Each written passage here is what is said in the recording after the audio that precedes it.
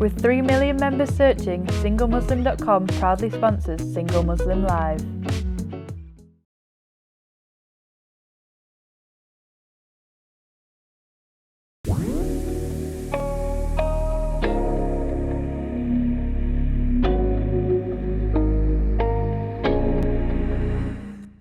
Assalamu alaikum. Welcome to another episode of Single Muslim Live. We've got a festive special for you guys today. And as always, you can be a part of tonight's discussion.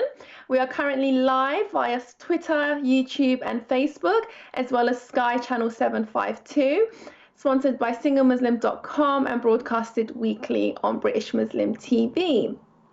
Today we will be discussing the pressure of social media. So I will be bringing back a very special guest that I know you all loved, and I'm excited to introduce her shortly, because during our previous discussion we did speak on social media, and in fact my guest is a social media influencer herself and she has loads of followers. So it's the perfect person to speak on any social media pressures and how to overcome it via fitness, because my guest tonight will also not only is a social media influencer, but a fitness instructor. So I'm very excited to have that conversation flowing tonight. Now, we know the new year is approaching, and a lot of us will be having our New Year's resolution, with a lot of the time does entail fitness goals and I'm going to exercise more, etc. We'll be talking about that loads. And we are in winter and we are approaching the January blues. So we'll have some discussion on how fitness can help our mental health. So I'm excited to have a well-rounded discussion tonight with you guys. And remember, as always, and I know you guys tuned in and got involved last night, but remember to also get involved tonight. You can do so by sending in your questions to us via WhatsApp, and that's on 07950797017. And you can also call in live from the studio. It's been a minute since we've heard your voice, so we'd love to get you involved and call in live into our studio tonight. But I must warn, standard rates will apply, so please make sure you have your bill payer's permission. The numbers will remain on the screen, so you can feel free to dial in or send in your questions and comments throughout the show. As well as our WhatsApp and calling option, we also are on social media. As I mentioned, we're live on Twitter, Facebook, and YouTube. And I know you guys do drop your comments from all over the world. So remember to keep on dropping those comments, keep on dropping your questions for my guest, any dilemmas you have, any tips you might want to share with us and the audience, and we'll be more than happy to hear those. Now, I'm going to stop waffling on and introduce my guest now, because we have a lot to discuss on the pressures of social media. So without further ado, I'd like to bring back and give a warm welcome to Nazia. Hi, assalamu alaikum. Hi, Nazia. Assalamu alaikum. Welcome back. Thank you. So nice to be back on again on Christmas Day as well. Definitely. And you know what, actually, guys, last time Nazia was here, a lot of people actually approached her after the show, and we both thought that was so special, meaningful. So hopefully we can have the same impact tonight. And I don't know if some of you might be new to Nazia, some of you might have watched the show before with Nazia, but she's a very open, friendly person. So I am very excited to carry on and continue this show. So Nazia, in terms of the pressure of social media from your experience, I was just telling the audience you have a lot of followers, and someone would consider you a social media influencer with those amount of followers. So what are the pressures that you feel like you face from social media? I think one of the key things I faced early on is showing your true self, being who you really are. And the pressures are like, you as an influencer or a person who's on social media, I feel like sometimes I have a lot of pressure, shall I say, to be this professional in my element of being positive every day. And you have to find a fine line and a boundary of who you are and who you're also trying to serve. And the people that follow you, it's almost like you have a duty to look after them in a way as well. But besides that, just being a fitness coach, some of the pressures is like being very careful in what I wear, how I speak, what I'm So saying. I'm going to stop you right there. When you say be careful on what I wear, what do you mean? If you just elaborate that for us. Of course, like I was thinking about this today. Obviously, through the channel of social media is where I voice my opinion, my message, and being a Muslim female person, individual as well. Dressing modestly. I think we spoke about this on the last episode as well. And compared to the other people in the fitness industry, we have Yeah. it sells. Yes, it sells. So sometimes it's like, okay, I've been brought up in a very different way. I've been, there's a cultural influence, there's a religious aspect of it, and you have to really stay in tune with who you are and have that value very much connected. And I'm very conscious if anything is revealing, if I'm sending out the wrong message sometimes. Like I have to always think, what is the purpose of being on social media? Why am I here? Am I here to show off my physical body? Am I here to show off my face, or am I here to educate? And it can get really intense sometimes. I can imagine. And you raised a very interesting point because indeed you have your own purpose. And like you said, in that industry, it does sell, like at the Yeah, end of the day. And this yeah, is something a lot of women have battled with. And I've even yeah, seen women who have their businesses, like a clothing business. I won't name this influencer specifically, but she raised a very interesting point. She said she got to a point in her career where she almost wanted to give up, and she thought, you know what, should I just wear less clothes? Should I like start modeling? And it's so interesting because she said she faced that pressure from social media because she can see like you can change yourself and then suddenly like use that you like it's online, you can create an identity and actually make money out of it. So do you ever also face that kind of pressure where you're like, should I do this, I'll make more money, or I'll get more clients, or I'll get more promotions, etc.? Do you also does that challenge also approach you? all the time. I mean, I just give you a perfect example using my own self. When there's me as an individual, I'm already underrepresented in the fitness industry. And then you have the females that are already represented and in their beautiful physiques Yeah, and showing up in tight leggings. Visually, we want to see what fitness is selling to us. The definitely. booty, the tight waist, the big boobs. Everybody wants the perfect figure.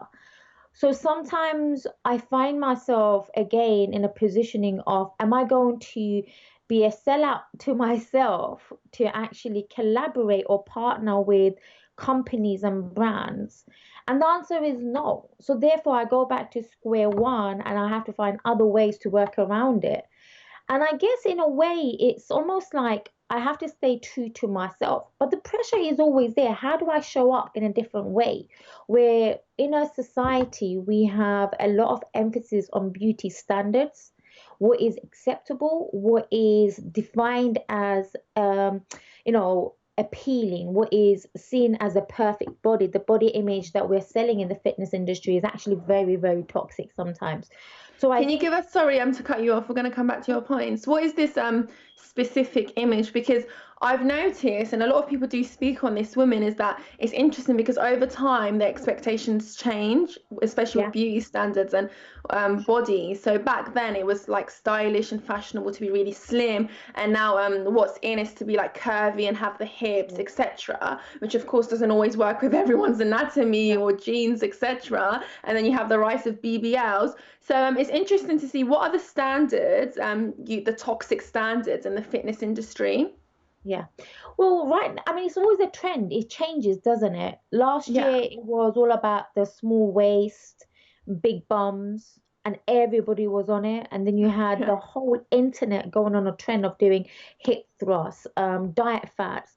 The year before that, it was six packs. The year before that, it was having big boobs, maybe, or curvy figures, or a slim figure. And this is very toxic because if we're not speaking to an audience that I'm Bangladeshi, I don't have any role models telling me, oh, your genetics are different, your DNA is wired different compared maybe to the Arab female, maybe to the Caucasian female, maybe to the black female, right? So when I Yeah. go, and this is a very true story, when I used to train in the gyms before, even as a fitness coach, and there's posters everywhere, and I'm like killing myself on a day-to-day basis to look like the poster girl that's in the gym.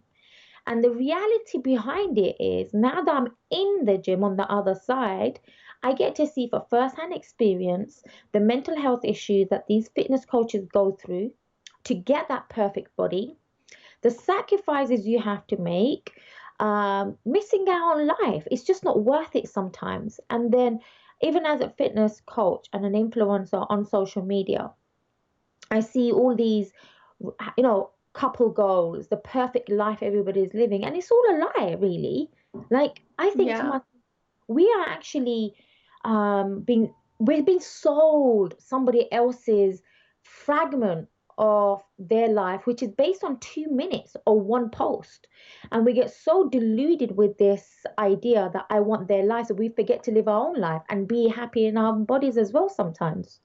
Yeah, indeed. And it goes back to an interesting quote that I often hear. And it's like people end up becoming jealous or envious of things that don't even exist, like 100%. happiness and a picture that's not even true.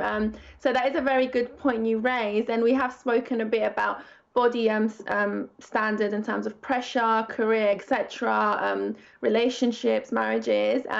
Remember, just some key message to our audience, if you also want to get involved in our discussion tonight and talk about maybe your own personal experiences with the pressure of social media and that you faced, or what you feel like is the problem that is causing this pressure. Of course, social media is always expanding, so it's interesting to hear different experiences and perspectives. You have the numbers below where you can WhatsApp us, but you can also call in live on studio. We have a comment actually on Facebook from Sister Manahil Tariq. Hey, I'm 22 and social media really impacts on body image issues. Mhm. What do you have to say to that, Nazia? Because we did speak a lot on body images last episode. Yeah, it does. And I tell you what's a very interesting point I'm going to make here. Mental health is very much related to our body image. What is body image is, and what is self-image? It's the dialogue that we have with ourselves when nobody's around us, when we look in the mirror, how we're talking to ourselves.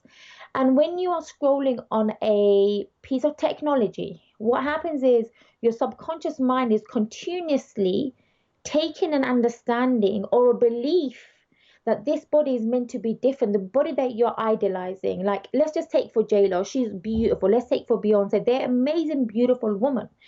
And if you're constantly looking at them and at the back of your mind, you're now rehearsing a monologue that's saying, I will never look like this. I wish I looked like this. And because you're not that person, forgetting your miles and everything about you is different, you created this feeling about your body that it's not enough. So we go away from appreciating everything our body can do for us to a place of wanting to be like somebody that you have never ever met. You have no idea what they eat, and you have no idea if they've gone through an eating disorder. And 110%, I can guarantee you this, most celebrities, if they're really honest with themselves, they will admit they've had some eating disorder. Fitness professionals who come up on social media with their beautiful physiques, right? If they're all honest, myself included, I'm very honest about my journey. I've had eating disorders because I didn't feel good about myself in my body. And the best solution for any young people who is having an issue about their physiques or anything is unfollow these people. If they're not teaching you and educating you about the reality of health and fitness, they're not actually doing you a service. In fact, they are showing up and harming you because these people are being endorsed by brands or they're being sponsored somehow. So they have to make money, but then it's also harming the audience in a way if you're not being honest. Yeah, definitely. And that is actually a very good point, because the point I really love that you made actually was that to actually we have control of our feed, so we are in Right. control of what we consume. Yeah. And I do for a blogger. I follow a blogger who is quite transparent, and she shows the real life, real body, and what is often airbrushed on social media, especially Yeah. like women's bodies. So we see the cellulite, the stretch marks, etc. And she was speaking how like she got to that point of self-love because she started controlling her feed. She stopped like filling it up with all these airbrush, photoshopped picture perfect pictures of bodies that 9 times out of 10 you're not even likely to come across in real life. In real life, you get more like Nazia talking about, like more authentic, true bodies, etc. Which is interesting. So would you recommend, Nazia? Thank you for the replying to Sister Manahil, and thank you, Sister Manahil, in the comment. But Nazia, would you recommend then, or place a big emphasis on not only women but men, having control maybe over their feed, unfollowing people that don't actually serve them in that way, that do not inspire them to be more confident or body positive? How would you approach it on a social media level? Oh, 100%, 100%. Wherever you just said that, unfollow people. And I tell you, this is coming from a person who's gone through it all. I've gone through my anorexic days, binge eating days, the bulimic days, trying to be happy, trying to search for the perfect body doesn't exist. When I was when I had a six pack, when I was very lean and trim, I thought that would make me happy, and it didn't. And I had a picture that came up as a memory, and I looked at it and I thought, I had the best of a physique then. Why wasn't I happy? And one of the interesting things now is the fitness industry. The fitness industry has missed out looking after people's inner self.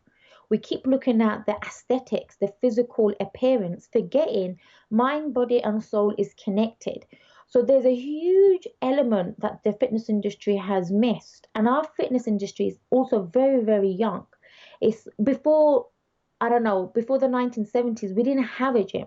Now, the fact that we have the rising of gyms, social media, people, everybody is now a social media influence. If you have a phone, if you have an Instagram, you have a platform to speak. Everybody's got an opinion about something. That's And a the very good point you raised. right? And Yeah. everybody is looking for a leader because as humans, we like to be led. So when you are now listening to people that you think you trust and they're leading you, they're now controlling your mind, they're now controlling your day-to-day activity. So one of the best thing I do even myself when it gets too much for me, right? I just take time off my social media. Even the people that I idolize, I just put them on mute because it's not their fault. They're showing up as they are. I'm the one with an issue. So if it's bothering me and if I'm waking up feeling inadequate or if I'm not feeling enough or I'm having fat days or fat weeks, I don't want to put more negativity in my thoughts. So where we all have control, we must actually access that control and our power as well to actually limit the negative stuff that goes into our thoughts and our brains. Of course, and thank you, Nazia, for sharing your personal experiences with us tonight. We're very honoured to provide this platform where you do feel enough comfort and trust to share those with us. Now, Nazia, what I like about your approach on social media as well that I've noticed, and I'll just share with the audience, is like Nazia is very honest in terms of like positivity. So there'll be days when maybe she's not feeling as positive, etc., and she'll share that with her audience. And I find that interesting because this year there's been this whole discussion, especially with all the lockdowns and the pandemic, of toxic positivity on social media. And there's this constant pressure to always be positive and always have a positive outlook and always be doing something. And some people have come out and said, you know what, this is toxic positivity. What is your opinion and take on that, Nazia? First of all, I started my journey with toxic positivity about 10 years ago.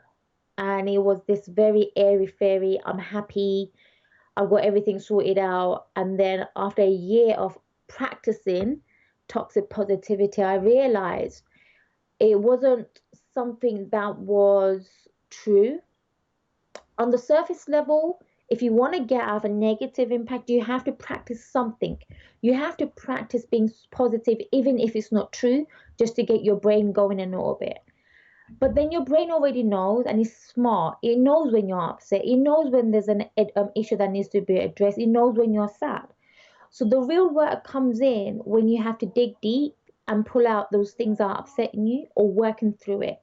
And one of the worst things that we do as Asians is we're actually really bad of toxic positivity because we have layers of masks to show up as we're okay, to save our face, to save the honor of the family, to protect our reputation. Yeah. And there's a fine line again, being true to yourself and being authentic. And one of the reasons why I show up the way I do, you have to like me for my worst and you have to like me for my best as well. And there's no humans that's exempt from their emotions. It's impossible, right? And being in the fitness industry, I think fitness coaches, athletes, they go through more mood swings maybe than the normal person. If I'm Why do dedicated you say to, that? That's an interesting point. yeah, because even as an athlete, you're dedicating your whole life to a sport. I've dedicated most of my life to a passion to help other people. That takes a lot. I'm trying to train myself. We've got to think about our hormones. We've got to think about, am I fueling myself every single day? Do you see what I'm saying? Am I drinking water every single day? Yeah. This has an effect on my But sorry, mental can I well-being. pause you? Do you feel like that can maybe apply to other industries where, not just Yeah. any other industry, whereas into individuals in different industries that do have that purpose? So, for example, can either be a student, am I reading today? Have I memorized notes today, etc.? Yeah. Do you think it can be applicable when someone has the purpose in general? 100%. If you're chasing a passion or something, these are emotions you're going to go through. And if you look at some of the best ever people that you follow, role models, I'm talking about the Malcolm X's of the day, Muhammad Ali's of the day, Bruce Lee's of the days. It's a sacrifice they make. It's a lonely journey, you know. And if somebody is really telling you about their journey, they will tell you there are more sad days than happy days. But then if I go on social media and I'm like, every fairy, my life is good, every day I'm happy, I'm lying to myself. And that's why I think for me, I found a way to be able to express and tell people, look, fitness isn't always about the highs. It's a Yeah. tool that I use that allows me to control and manage my emotions. It gives me a boost to be productive. It helps me be a better person. It helps me manage my anger, right? It manages my sadness, but it also enhances my happiness and my relationship with myself, coming back to this concept of self-love. So toxic positivity right now, I think people when they go on their journey first, they have to be very, very careful because the young people are now soaking this up. So you got to address Yeah. who your audience is in a way as well.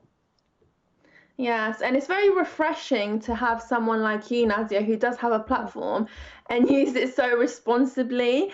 And Yeah, I feel like when you do live your truth, you inspire others to also live their truth. And I've yeah, actually seen that personally with you, with mental health advocates, because I look at it and they're like, okay, they're having a bad day, like it's normal. yeah, And it's a very good point you made as well about successful people have their sacrifices and lonely journeys, but social media will have you believe, when you see this picture perfect, this yeah, person's always going on holidays, they're always with their friends, they've got a partner, they're living their best life. And then I pick up a book, like I have my book here, Muhammad Ali, and then I'm reading some of like the most insane like sacrifices and challenges yeah. I wasn't even aware he went through his career. But then Right? it just shows you like there's actually a world outside of social media, and like the real like champs and those that have left a legacy have been through all these sacrifices and challenges. But social media has taken over and created such a world of its own. We can often be blinded to that. So I'm glad, Nazia, you are shedding light on that. It's very important to hear, especially as we're approaching the end of the year and we're going into the new year. We just want to make sure we all can kind of like reprogram ourselves in the best way Yeah, possible. exactly. We've actually got a question from a brother in the UK, and his question is, what's so awkward to find a fit partner? I'm assuming, well, I don't know how you're going to read it, but I read it as maybe why is it so awkward to find a fit partner, or what's so awkward about finding a fit partner? What is he asking? What's so awkward about finding a fit partner? What's What is so he asking? awkward to find a fit partner? I don't get the question. Why is he asking why is it so awkward? Let me read that again. Yeah, why and what's so awkward about finding a fit partner? I really don't know. I mean, depends. Go on Single Muslim. Who are you looking for? And what is the definition of fit? Is she meant to be physically fit or fit as in 10 out of 10, like a doll Barbie fit? I'm not sure really. Do you feel like maybe your clients, do they find it awkward, say your women clients or male clients, have like, if they do have body images, etc., do they find it awkward to like, okay, then I can't go for someone that looks like this? Like, I don't know, maybe they mean someone that's universally like fit. So like you said, the Yeah. standards that exist. So I think I'm assuming the brother means why is it awkward to do Ah, so? okay. Look, I remember one of my friends said something so beautiful to me, and this was the early stages of my career. And he said, as a human, we love beautiful things. Okay? You wouldn't choose a broken bracelet over a new one. Okay?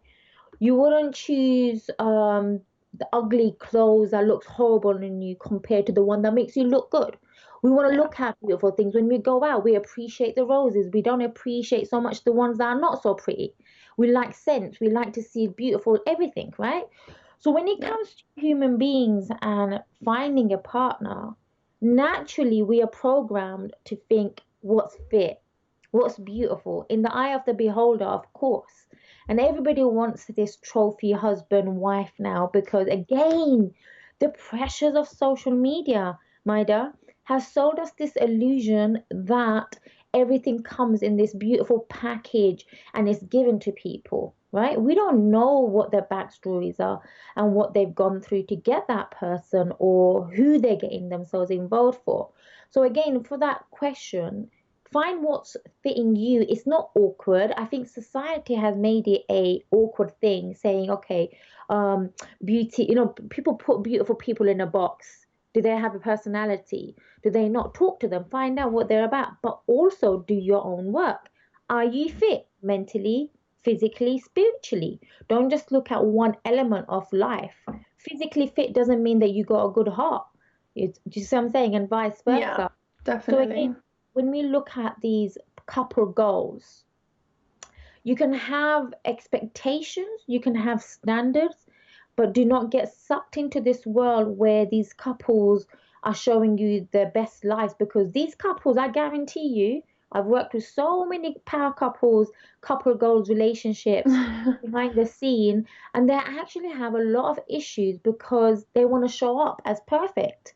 So they have issues in their own marriage as well. It's not always hunky dory.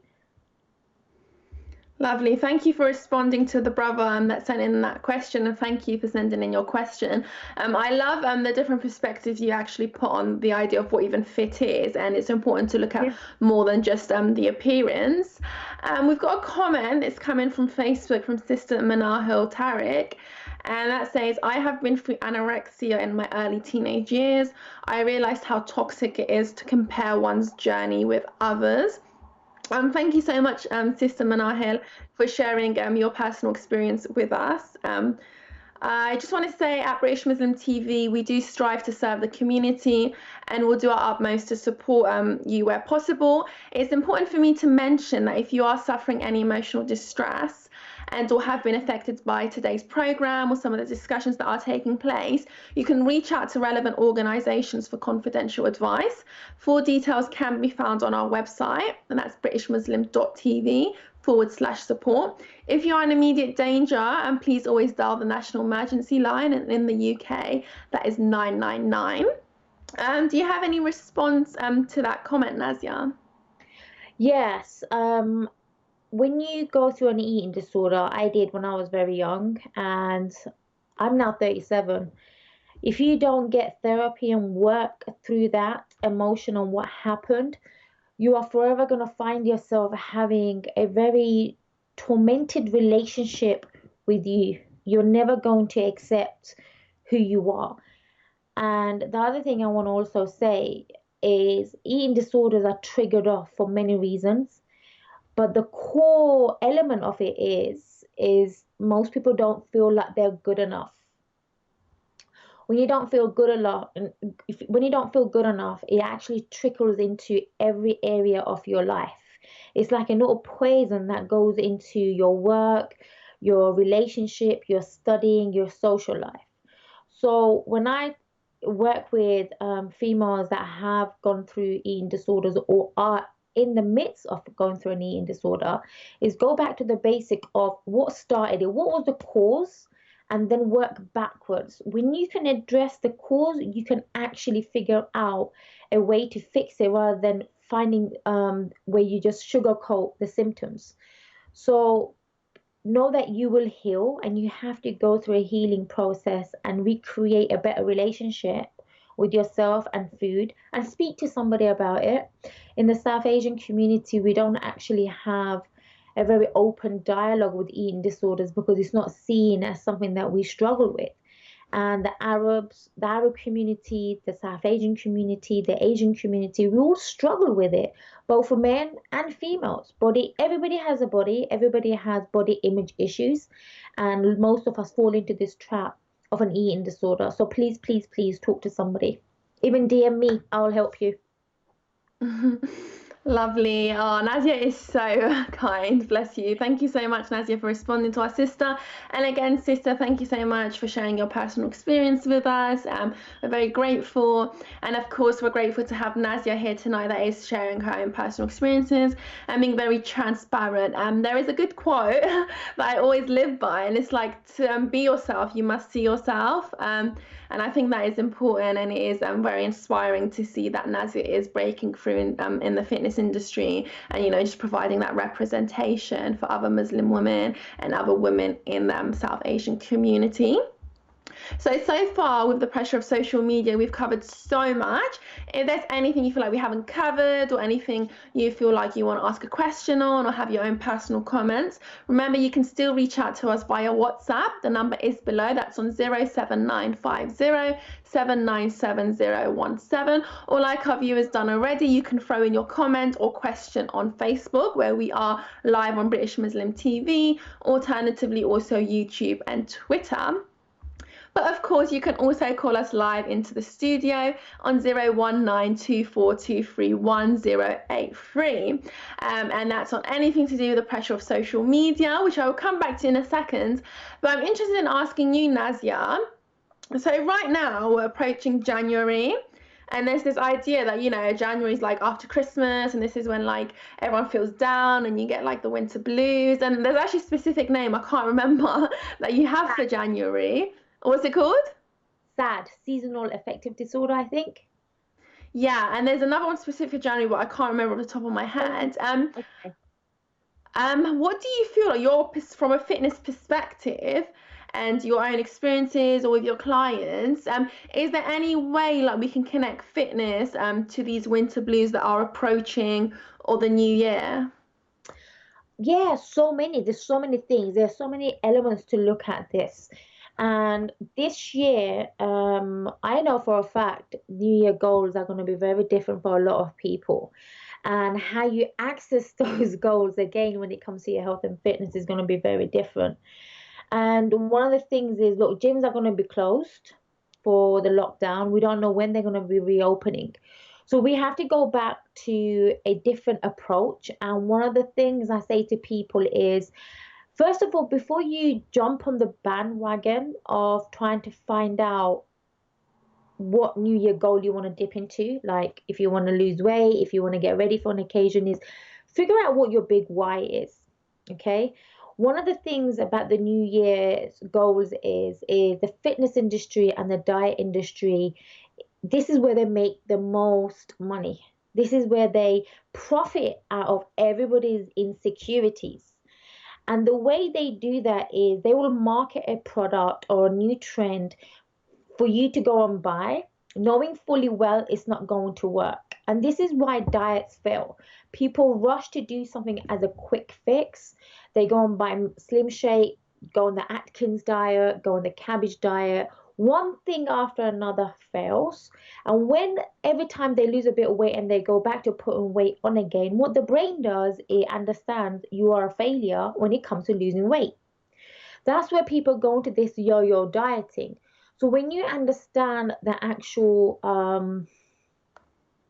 how do I say it?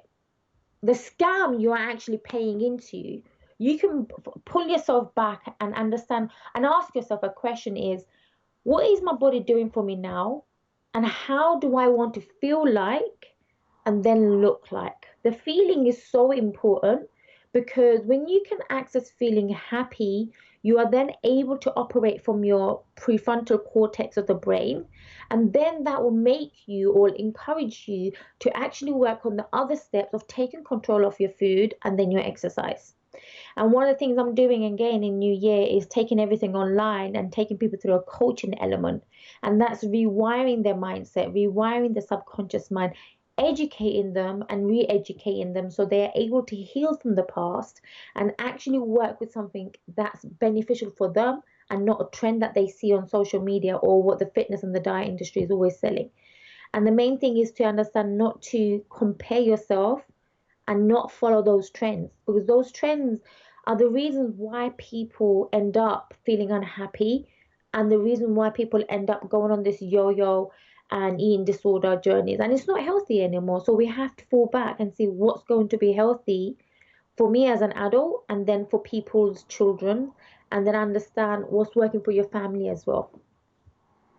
Brilliant. And you really connected the dots there. And I'm glad you actually spoke on New Year's resolutions with different perspectives. And you said something very interesting, Nazia, and that's the fact that, you know, these industries do capitalize off our insecurities. And you can think about it across so many industries, like even the beauty. If, you know, most of us woke up and thought, you know, I don't want to wear makeup and I feel more confident without makeup, not to say that all women wear makeup to be confident, but it's like, would these makeup companies be making as much money? Probably not. So that is a very interesting point, and that is a whole discussion on its own. But I'm glad you did raise it because it really makes you think about things on a deeper level. And we have a comment from Jalal Yusuf from Facebook. Thank you for sending your comment in advance. And that comment says, every successful person has a painful history to tell, and every painful have great success ahead. It's a very beautiful point and comment, actually. What's your say on that, Nazia?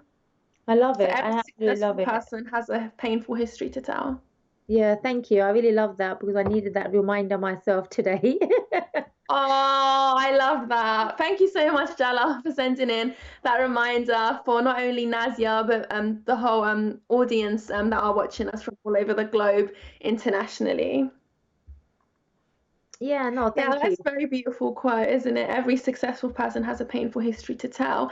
And Yeah. I find it beautiful because, in fact, like it's more inspiring to see someone probably successful, say, in a position you want to be in, and they have a painful history that they've made transparent. Mm. Of course, they don't have to, but it gives you something to resonate with, doesn't it? And that is a beautiful feeling to just have someone to resonate with. And I feel like that's why on the last episode you was with us, Nazia, that women actually approached you privately and messaged you because you gave them something to resonate with, and you are in a position, mashallah, where you are doing quite well in terms of like your fitness career.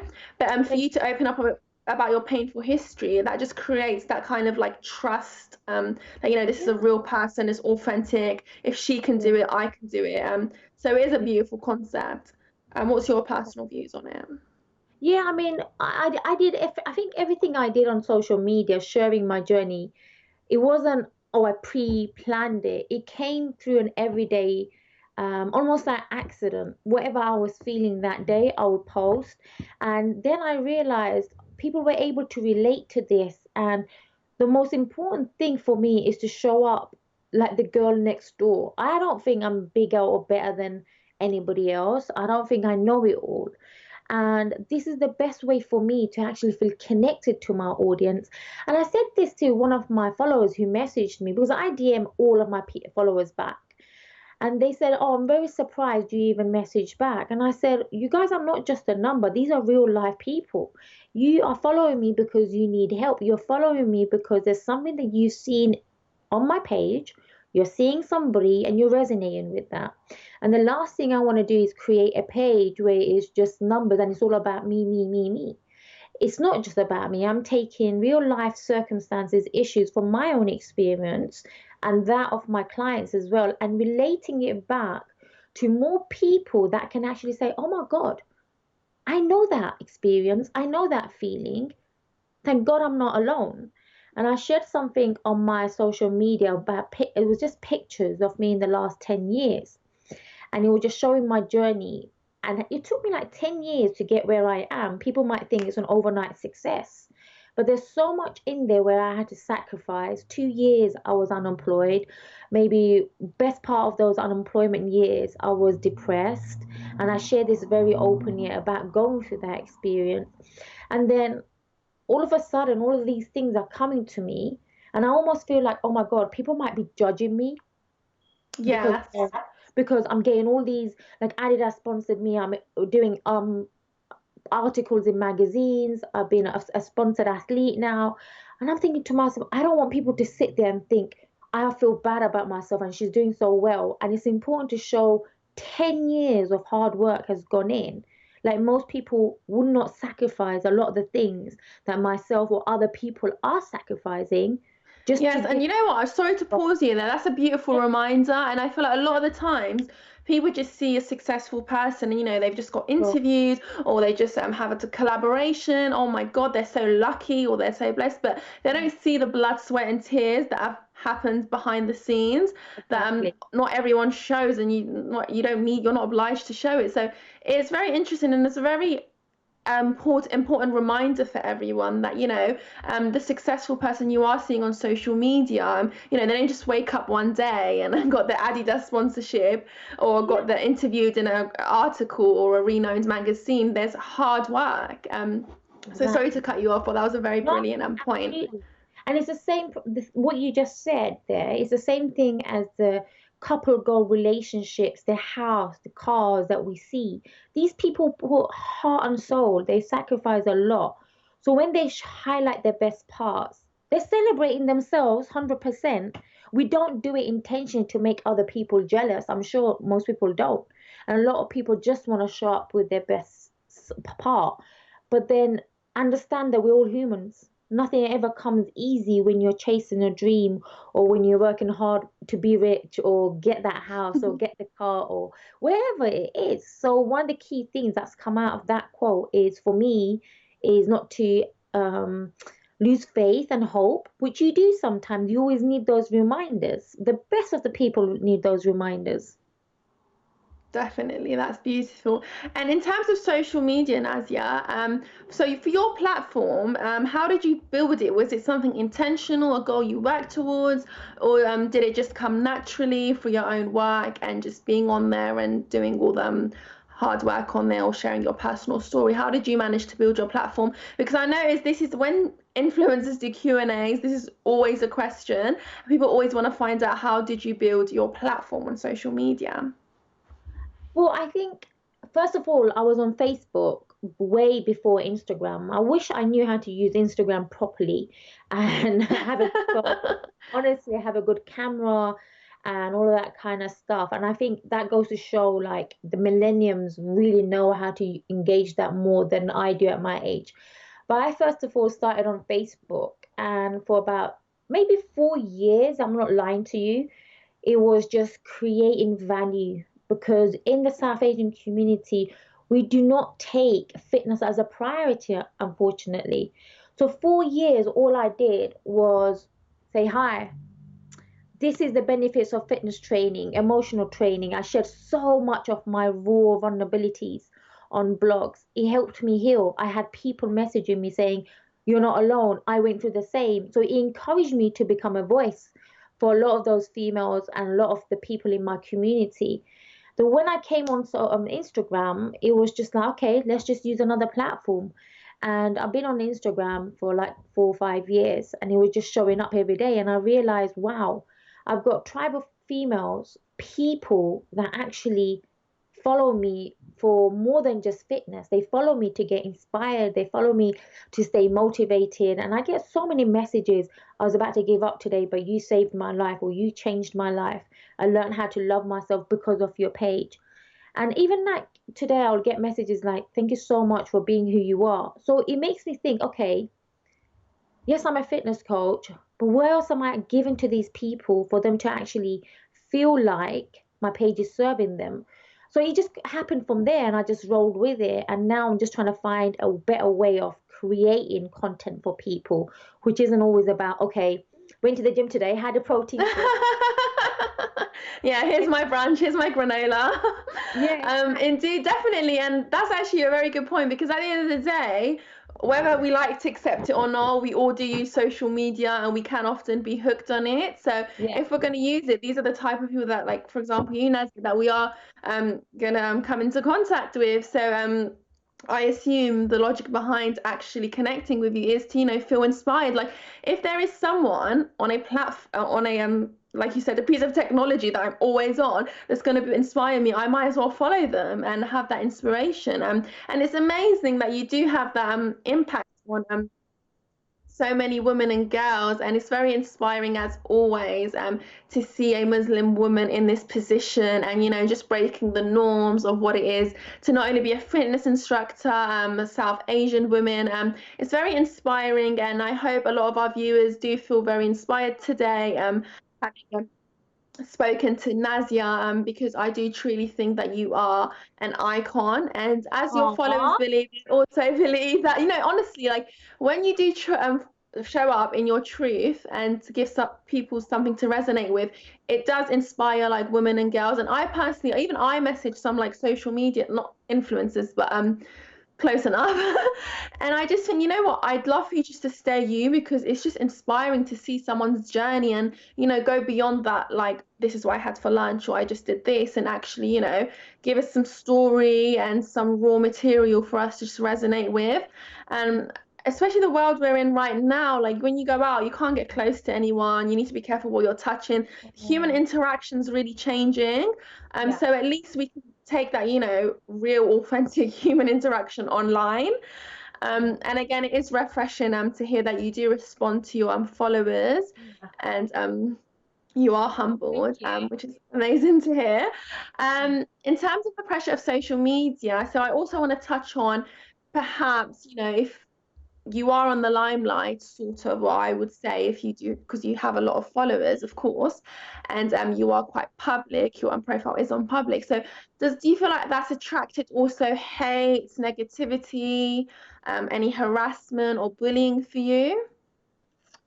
I've been very fortunate in some respects of being I don't know what it is.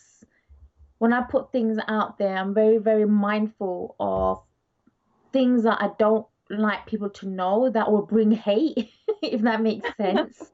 That makes sense, yes. Right. And it could be anything from, let's just take what girls do on social media, buying expensive luxury handbags. Yeah. We can look at that and think, oh my God, oh, she's just showing off. We do that because we don't have it. Right. So Yes. those are the things, that's just an example I'm giving. Like, there's certain things I won't put on purpose. But having said that, there are people behind the keyboard that are very cruel and nasty. So I'll give you an example again. I remember a couple of years ago, I must have posted a video, a fitness video, and somebody wrote on there, you don't look like a fitness coach. You seem like you're very fat and chubby. And I was like, you're just so, what is the point of doing that? I'm not Yeah, it's showing very up. unprovoked, isn't it? Yeah. And I said, well, the purpose of me showing up is to show all bodies can train, and you don't have to be a perfect size 6. And we have this, I guess, this expectation of what a fitness coach should look like. And at the time, because I was so busy with work, I couldn't focus on my own training. So for me to actually let myself go was a result of looking after my clients. But what it did actually, Maedeh, I stopped posting videos of me training. I just stopped because I was like, dear. I don't want to be, I wasn't ready. I didn't have thick skin to take on trolls and Yeah. negative comments. And I thought to myself, I lost sleep over it actually for 2 years because I never Oh, bless experienced you. it. Yeah, I never Sorry experienced to hear sleeping. that. Yeah, and it was just like malicious. However, Very. then I turned it around. I said, no, I'm not doing this because I'm not going to be giving into people's hate comment. I'm not here to look perfect. I'm here to show people that you can train, and it's not about looking like size 6. And then I just switched it up.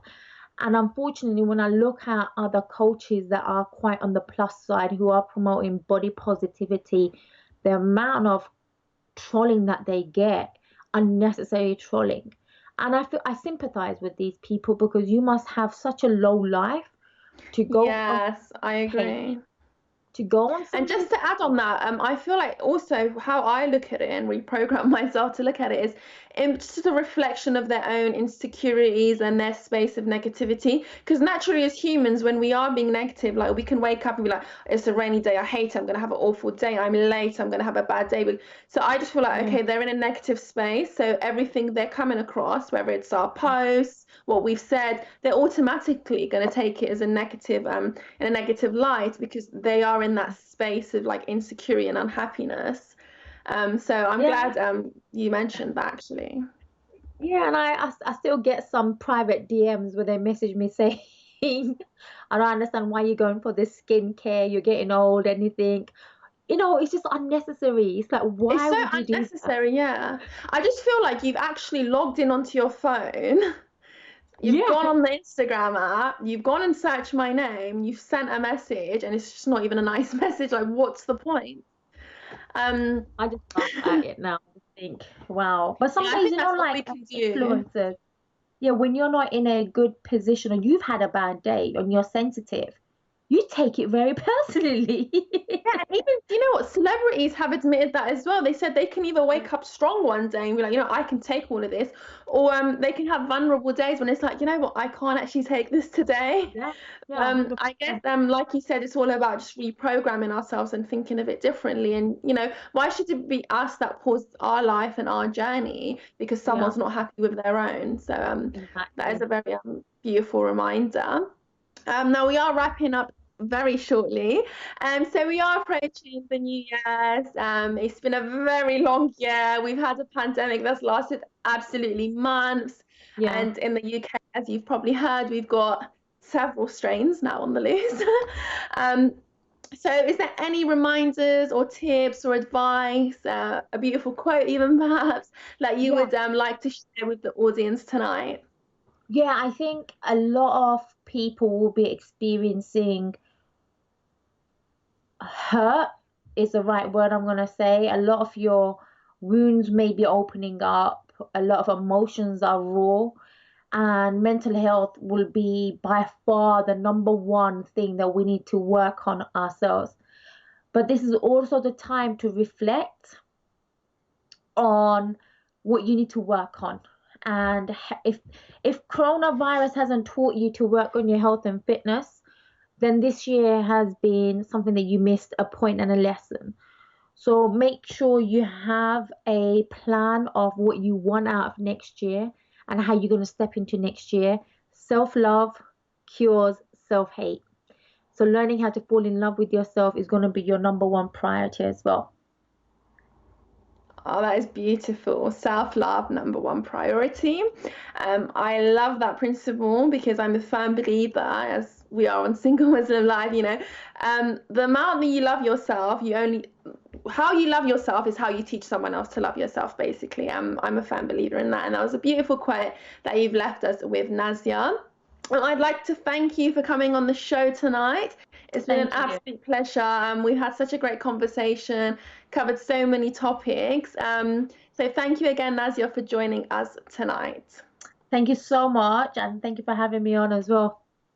No worries, and we're very excited to bring you back on the show, inshallah, very soon. Now, Nazia did mention mental health and other personal experiences, which I believe some viewers did resonate with as well. So I just like to remind you all that, at British Muslim TV, we do strive to serve the community, and we'll do our utmost to support you where possible.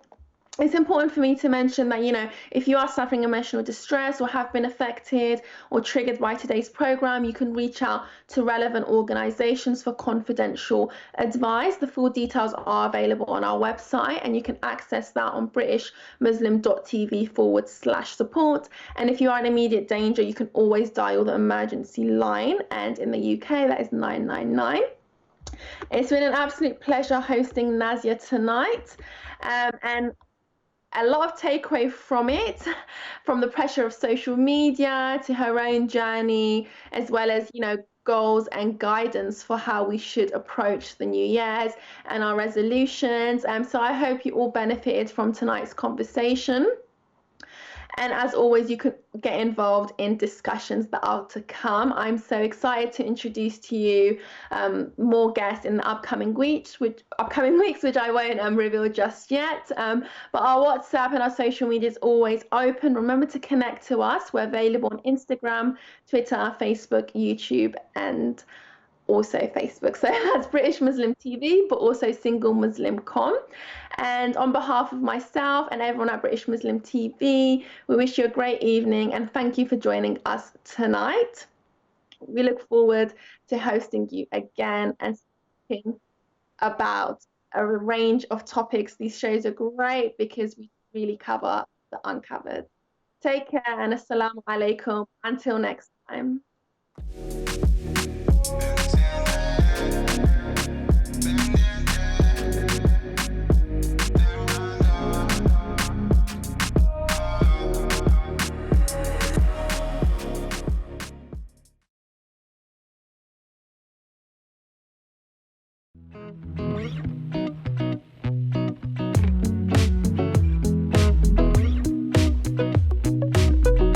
With 3 million members searching, SingleMuslim.com proudly sponsors Single Muslim Live.